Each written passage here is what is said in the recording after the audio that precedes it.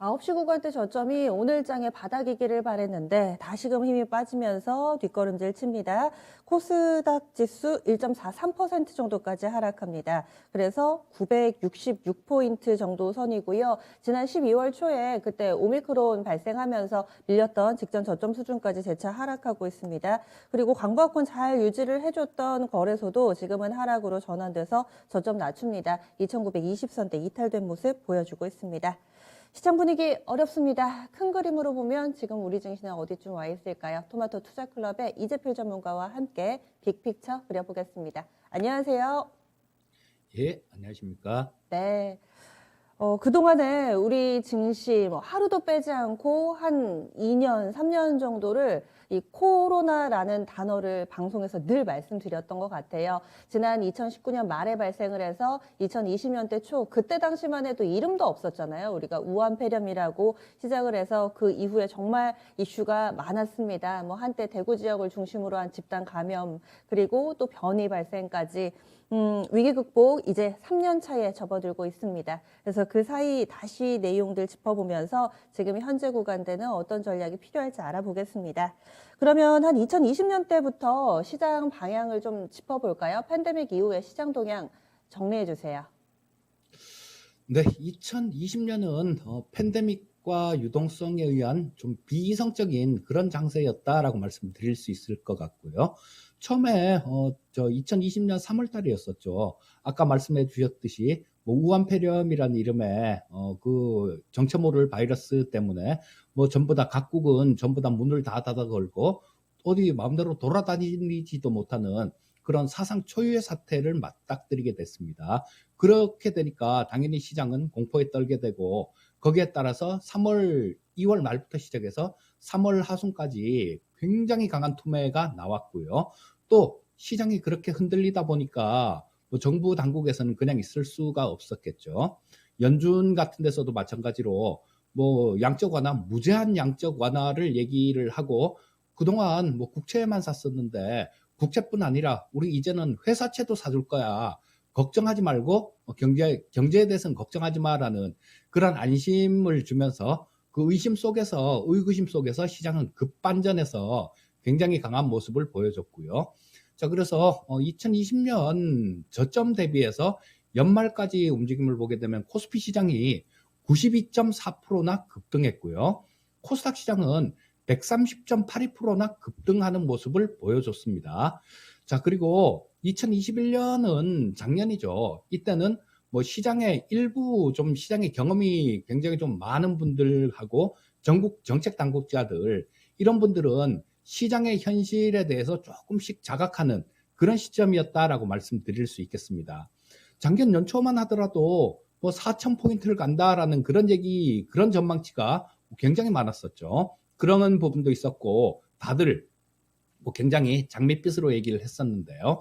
자, 작년에 결과를 보게 되면 연중 고점 대비해 갖고 이 저점을 보게 되면 코스피 시장은 14.87% 정도 하락했고요. 코스닥 시장도 마찬가지 13.15포인트 정도가 하락하는 모습이었습니다.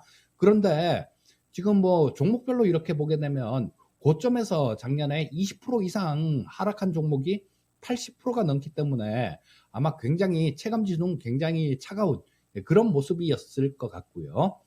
2022년 현재는 각국 정부하고 중앙은행 쪽은 긴축적으로 전부 다 전환하는 긴축 정책을 강화하는 그런 모습이 나타나고 있습니다.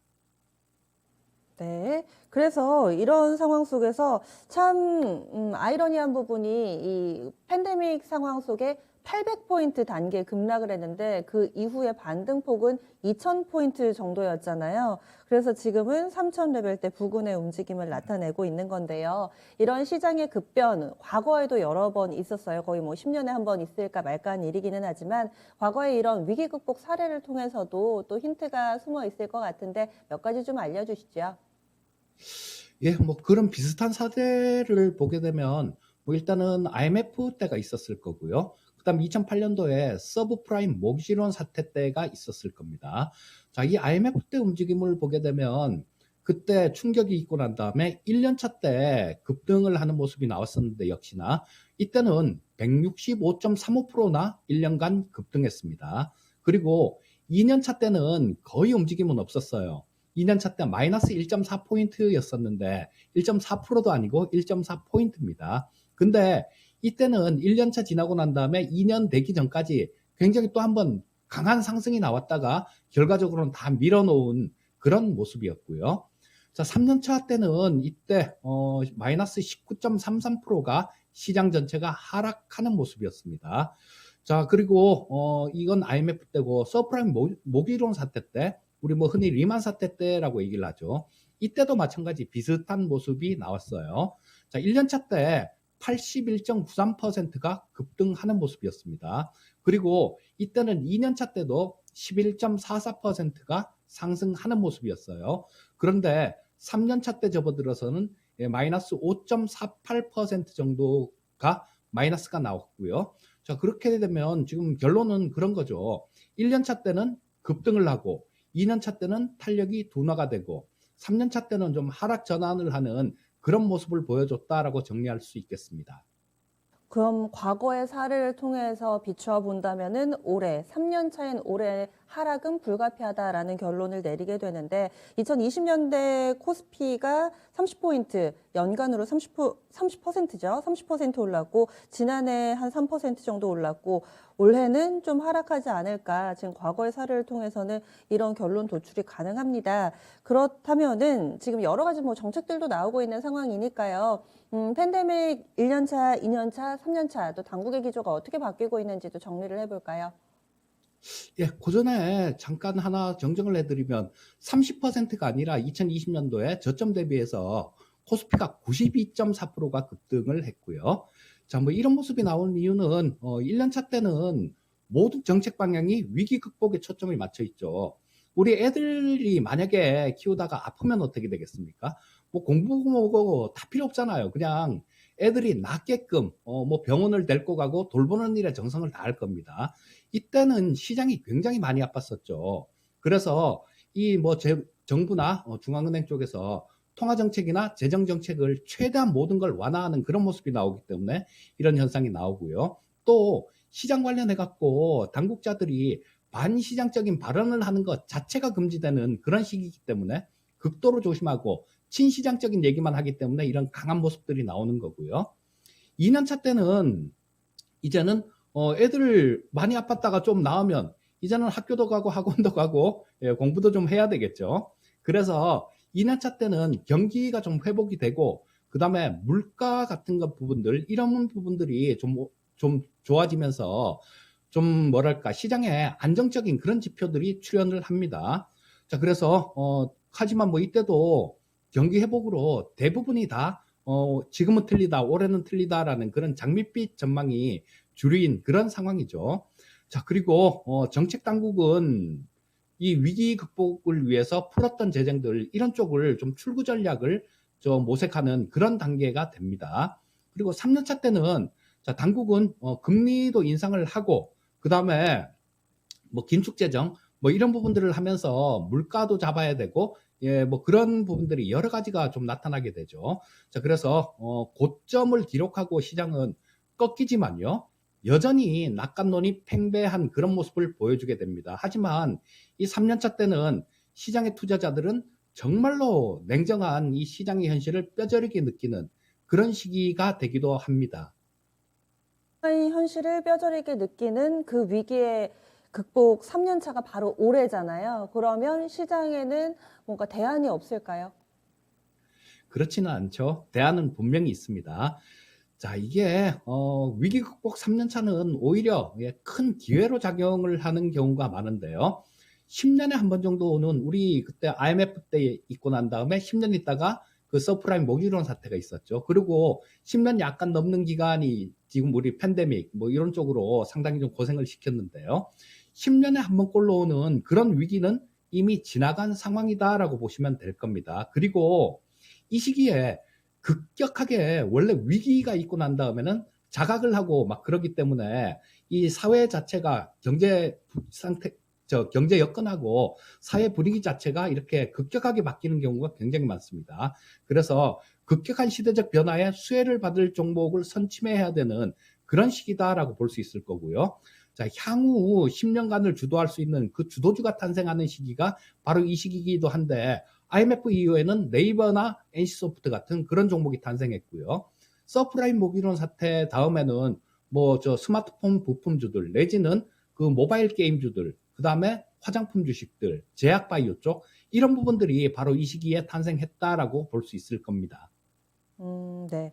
그러면 이번 사이클에서는 어떤 종목군이 대안이 될까요? 자, 올해는 정말로 중요한 그런 시기인 것 같아요. 자, 크게 보면 두 가지 변화가 존재합니다.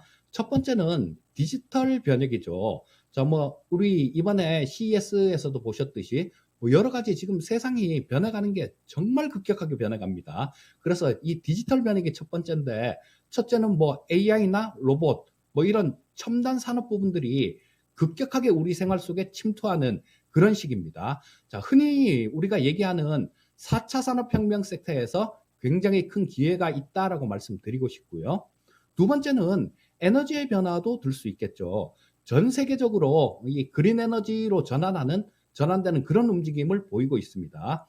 자, 산업혁명 이후에 우리는 탄소 경제의 시대에서 살았는데, 바로 그 탄소 경제에서 벗어나는 그런 시기가 지금이다라는 겁니다. 신재생 에너지 쪽에서도 굉장히 큰 기회가 존재하고 있다라고 말씀드리고 싶습니다.